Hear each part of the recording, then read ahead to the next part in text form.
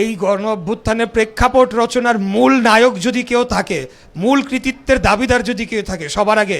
এক নম্বরে দেশনেত্রী বেগম খালেদা জিয়াকে জুলাই গণ অভ্যুত্থানের সেই কৃতিত্বটা অবশ্যই ওনাকে দিতে হবে। একাধিক গণ অভ্যুত্থান হয়েছে, তা কোনোদিনও মুক্তিযুদ্ধের সাথে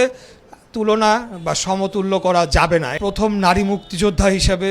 দেশনেত্রী বেগম খালেদা জিয়া, তাকে স্বীকৃতি দেওয়াটা অত্যন্ত গুরুত্বপূর্ণ বলে আমি মনে করি। আমি বীর মুক্তিযোদ্ধা সহ বেশ কয়েকজন যারা এই সম্পর্কে জানেন তাদের মুখ থেকে আমি সরাসরি শুনেছি যে যখন মেজর জিয়া তিনি বিদ্রোহ করার জন্যে তিনি কালুরঘাট বেতার কেন্দ্র দখলে নিয়েছিলেন, তখন বেগম খালেদা জিয়া তাদের বাসভবনে অবস্থান করে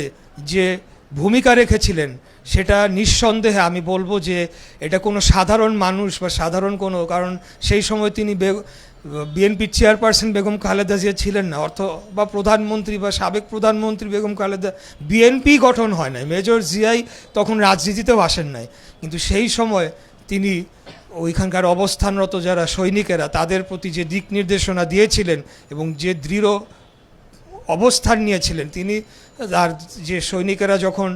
দৌড়িয়ে আসে তাকে বলে যে এখানে আমাদেরকে আত্মসমর্পণ করার জন্য নির্দেশ দিয়েছে কর্নেল জাঞ্জুয়া, তখন তিনি নির্দেশনা দিয়েছিলেন আপনারা গিয়ে বলে দেন যে আপনাদের রিপোর্টিং অফিসার অর্থাৎ মেজর জিয়া উপস্থিত না হওয়া পর্যন্ত আমরা আত্মসমর্পণ করব না এবং আমাদেরকে আত্মসমর্পণ করব না। তো এটা প্রমাণ করে দেয় যে বাংলাদেশের প্রশ্নে, বাংলাদেশের দেশপ্রেমের ক্ষেত্রে ওনাকে যে মহান আল্লাহ তাআলা একজন বিশেষ নেতৃত্ব দিয়ে পাঠিয়েছিলেন সেটা কিন্তু শুরুকাল প্রথম থেকেই লক্ষ্য করা যায় বলে আমি অন্তত মনে করি। তো পরবর্তীতে আপনারা দেখেছেন যে কত ঝড় তুফান, কত বৈরী পরিস্থিতির মধ্যেও তিনি দেশপ্রেমের ক্ষেত্রে কোনো ধরনের আপোষ করেন না, বিধায় উনি আপসীর নেতৃত্বে পরিণত হয়েছিলেন। ওনার লিভার সিরোসিস, ওনার এত বয়স্ক একজন নারীকে বিনা চিকিৎসায় যে মৃত্যুর দিকে ঠেলে দেওয়া হলো, তাকে যে একটা নির্জন কারাগারে বছরের পর বছর বন্দি করে রাখা হলো, তখনও কিন্তু সমঝোতার চেষ্টা হয়েছিল। এই ঘটনাটি আমি সরাসরি আমার বাবার মুখে শুনেছিলাম, উনি যখন জীবিত ছিলেন। 2018 সালের নির্বাচনের আগ মুহূর্তে তাকে সমঝোতা করার জন্য আমাদের নেত্রীর কাছে একজন বড় ব্যবসায়ীকে পাঠানো হয়, তখন খুনি হাসিনার পক্ষ থেকে, যে আপনি করেন, আপনার মামলা সব উঠে যাবে, অর্থাৎ নির্বাচনে অংশগ্রহণ করেন, আমাদের তার ফর্মুলা অনুযায়ী নির্বাচনে অংশগ্রহণ করুক বিএনপি এবং আত্মসমর্পণ করুক, তাহলে ওনার মামলা উইথড্র হবে, উনি কারাগার থেকে মুক্ত পাবেন। তখন আমাদের নেত্রী নাকি খালি একটা কথাই বলেছিলেন, আগে ওকে বলো পদত্যাগ করতে, তারপরে অন্য সব বিষয় নিয়ে কথা হবে। অর্থাৎ উনি নীতি, আদর্শ, দেশপ্রেমের ক্ষেত্রে বাংলাদেশের প্রশ্নে কোনোদিনও আপোষ করেন নাই, সেটা ওনাকে মৃত্যুর একদম ঝুঁকি মুখে ঠেলে দেওয়া সত্ত্বেও উনি এই ধরনের আপোষকামিতা যান নাই। তাই আমি মনে করি আমাদের আজকের যে জুলাইয়ের রক্তাক্ত গণ অভ্যুত্থান হয়েছে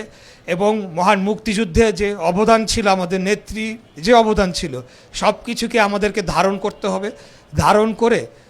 এই গণ অভ্যুত্থানের প্রেক্ষাপট রচনার মূল নায়ক যদি কেউ থাকে, মূল কৃতিত্বের দাবিদার যদি কেউ থাকে, সবার আগে এক নম্বরে দেশনেত্রী বেগম খালেদা জিয়াকে জুলাই গণ অভ্যুত্থানের সেই কৃতিত্বটা অবশ্যই ওনাকে দিতে হবে, কারণ তিনি তার আত্মত্যাগের মাধ্যমেই এই অভ্যুত্থানের প্রেক্ষাপট রচনা করেছিলেন। পরবর্তীতে আমরা সকলে যে যার জায়গা থেকে ভূমিকা রাখার সুযোগ পেয়েছি।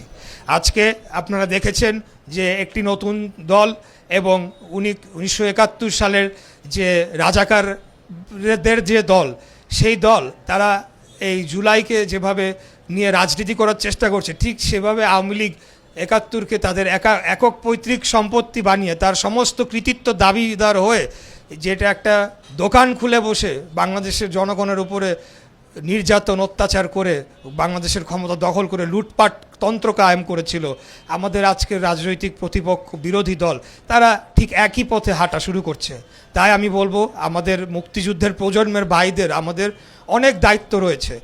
নীতি এবং আদর্শের প্রশ্নে আমরা এক চুল ছাড় দেব না। 1971 সাল ছিল আমাদের এই রাষ্ট্র গঠনের প্রথম মূল স্তম্ভ, মূল শুরু আমাদের। পরবর্তীতে যা কিছু হয়েছে তা বিভিন্ন সময় গণ অভ্যুত্থান, একাধিক গণ অভ্যুত্থান হয়েছে, তা কোনোদিনও মুক্তিযুদ্ধের সাথে তুলনা বা সমতুল্য করা যাবে না, এটা আমাদেরকে মনে রাখতে হবে। এই বিষয়ে কোনো ধরনের আমরা কম্প্রোমাইজ